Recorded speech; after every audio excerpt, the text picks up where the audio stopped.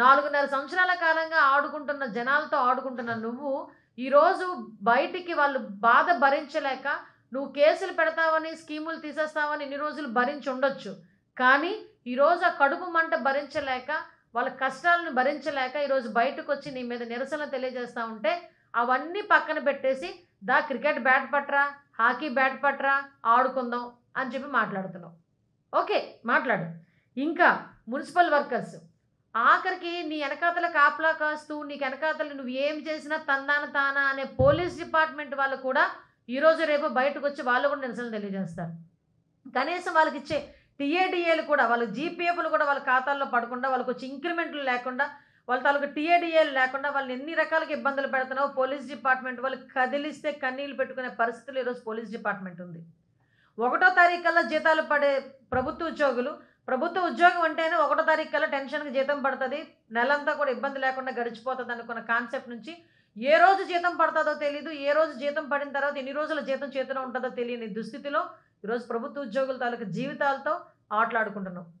ముఖ్యంగా టీచర్స్ని సిపిఎస్ విధానం రద్దు చేస్తారని చెప్పి ఎప్పుడో మోసం చేసి ఈ రోజుకి కూడా వాళ్ళ జీవితాలతో ఆడుకుంటున్నాం.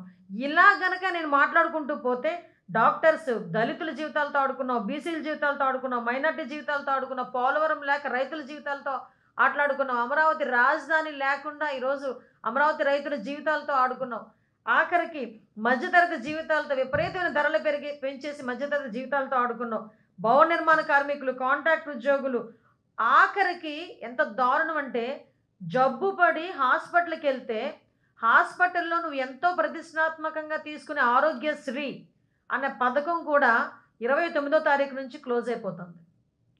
దారుణం అన్నమాట. ఎందుకో తెలుసా? డబ్బులు కట్టలేక 29వ తారీఖు నుంచి ఆరోగ్యశ్రీ పథకం కూడా క్లోజ్ అయిపోతుంది. ఇంత దారుణమైన పరిస్థితులు ఇన్ని రకాలుగా జీవితాలతో ఆడేసుకొని ఈరోజు మనం ఆడుకుందాం అంట.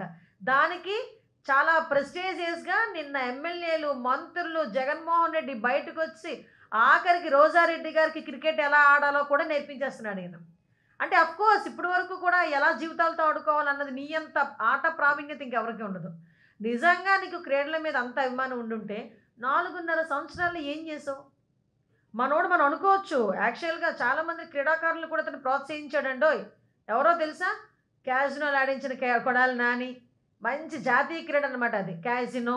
తర్వాత ఏమో పేకాట క్లబ్బులు నడిపే గుమ్మనూరు జయరాము, బెట్టింగ్లు పెట్టే మొన్నటి వరకు మంత్రి అనిల్ కుమార్ యాదవ్, ఇలాంటి ఆనిముత్యాలను తయారు చేసే 4.5 సంవత్సరాల పేకాట ఆడేవాళ్ళని, కోడి పందాలు చేసేవాళ్ళని, అది గుండాట ఆడేవాళ్ళని, లేకపోతే ఇంకోటి ఏంటది పేకాట క్లబ్బులు నడిపే వాళ్ళని, క్యాజినోలు నడిపే వాళ్ళని, ఇలాంటి ఆటలు జాతీయ క్రీడల స్థాయిలో తీసుకెళ్ళి 4.5 సంవత్సరాల్లో ఇప్పుడు అది కాదు, ఇప్పుడు క్రికెట్ ఆడదాం, ఇప్పుడు హాకీ ఆడదాం అని చెప్పి రమ్మంటున్నాడు. మరిన్ని వీడియోస్ కోసం ఛానల్ ని సబ్స్క్రైబ్ చేయండి, లేటెస్ట్ అప్డేట్స్ కోసం వాట్సాప్ ఛానల్ ని ఫాలో చేయండి, అండ్ లింక్ డిస్క్రిప్షన్ లో ఉంది.